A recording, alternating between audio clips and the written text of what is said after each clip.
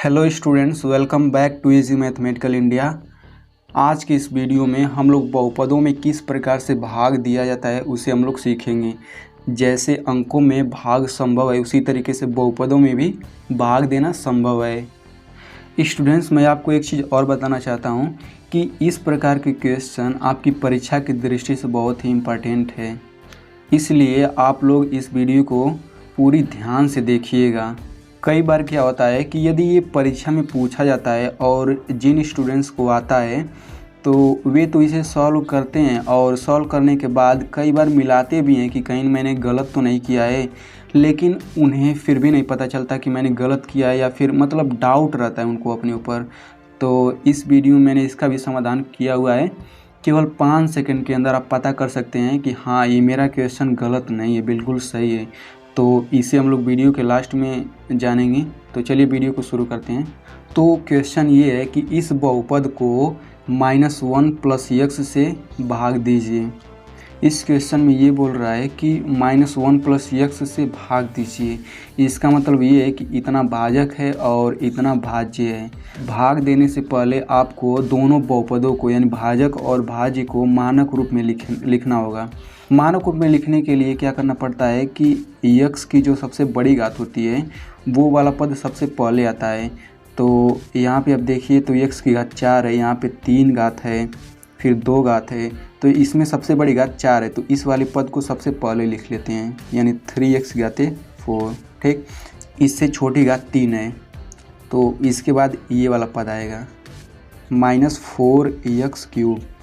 फिर अब यहाँ पे देखिए 2 घात प्लस x², फिर यहाँ पे देखिए 1 घात -3x, फिर ये वाला पद बच गया -1। तो ये तो मानक रूप में हो गया भाज्य को। अब इसी तरीके से भाजक को भी मानक रूप में लिखेंगे। तो यहाँ पे 1 घात है, यही सबसे बड़ी घात है, तो ये हो जाएगा x-1। तो मानक रूप में लिखने के बाद आप लोग कुछ इस तरीके से लिख लेंगे, ये भाजक है, ये भाज्य है। तो आप लोगों को एक चीज़ और पता होना चाहिए, जैसे मैं आप लोगों से यदि कहता हूँ कि 6 में 2 से भाग दीजिए, तो आप लोग इसे इस तरीके से लिखेंगे 6/2, ठीक ना, यानी 6 में 2 से भाग दीजिए। तो इसे आप लोग इस तरीके से भी लिख सकते हैं 6/2। ठीक, सेम प्रक्रिया इसी को हम लोग इस तरह लिख सकते हैं। और 2 से 6 काट देंगे तो 3 बार जाएगा, यानी कि 2 से 6 में भाग देंगे तो 3 आएगा।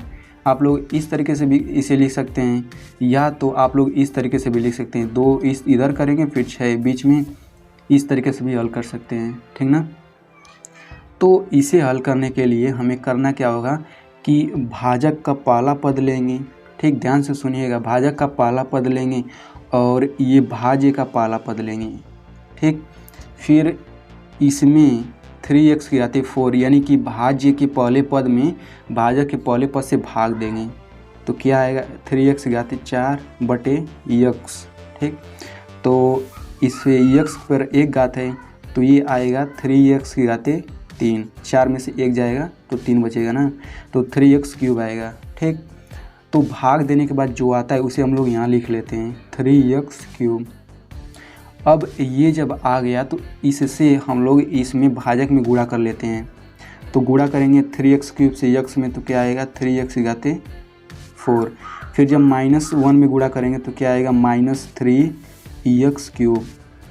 अब यहाँ तक इस तरीके से लिखने के बाद आप लोग घटा देंगे, इस वाले को इसमें से घटा देंगे। तो यहाँ प्लस है तो ये माइनस हो जाएगा, और ये माइनस है तो ये अब प्लस हो जाएगा। ठीक, तो अब इसमें से इसमें घटाएंगे तो ये 0 आ जाएगा, क्योंकि प्लस है ये माइनस है, वो सेम पद है।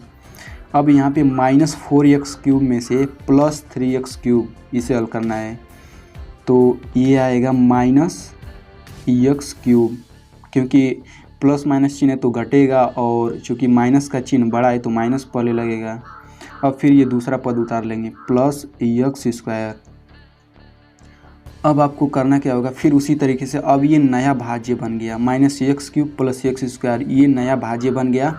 तो फिर आप इसके पहले पद में x से भाग देंगे, तो क्या आएगा -x³/x। तो इसे हल करने के बाद ये आता है -x²। ठीक ना, तो अब -x² यहाँ पे लिखेंगे।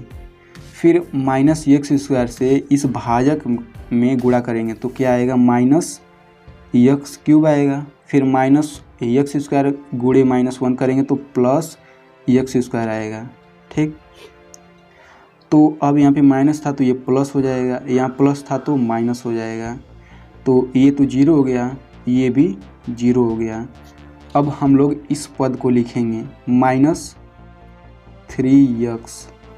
तो आप लोग यहाँ पे ध्यान दीजिएगा कि अगर ये भाजक में 2 पद है तो हमें यहाँ 2 पद लाना पड़ेगा। ठीक, जैसे यहाँ पे ये पहला पद 0 आ गया था और इसे घटाने पर ये एक पद आया था तो एक पद और चाहिए था तो मैंने इसे उतार लिया आगे वाला। ठीक ना, तो यहाँ पे दोनों पद 0 हो गया तो हम लोग दोनों पद यहाँ से उतार लेंगे, -3x -1।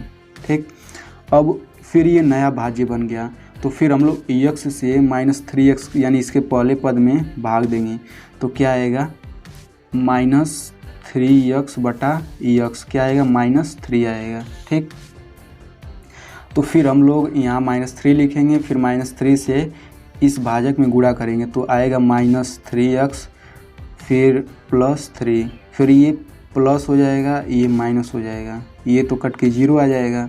यहाँ पे देखिए -1 -3 -4। अब देखिए ये -4 आ गया और फिर ये नया भाज्य बन गया। अब हम लोग अगर x से इसमें भाग देने की कोशिश करें -4/x तो ये भाग नहीं जाएगा, यानी कि भाग बस यहीं पर आके रुक जाएगा। ठीक ना, तो अब बात आती है कि इसे हम लोग चेक कैसे कर सकते हैं कि हाँ ये मेरा भागफल बिल्कुल सही है, ये मेरा भाग जो मैंने दिया ये बिल्कुल सही है। तो यहाँ पे हम लोग शेषफल प्रमेय का प्रयोग करते हैं। तो शेषफल प्रमेय के लिए हम यहाँ पे जो भाजक रहता है इसे हम लोग 0 के बराबर कर लेते हैं, यानी x - 1 बराबर 0।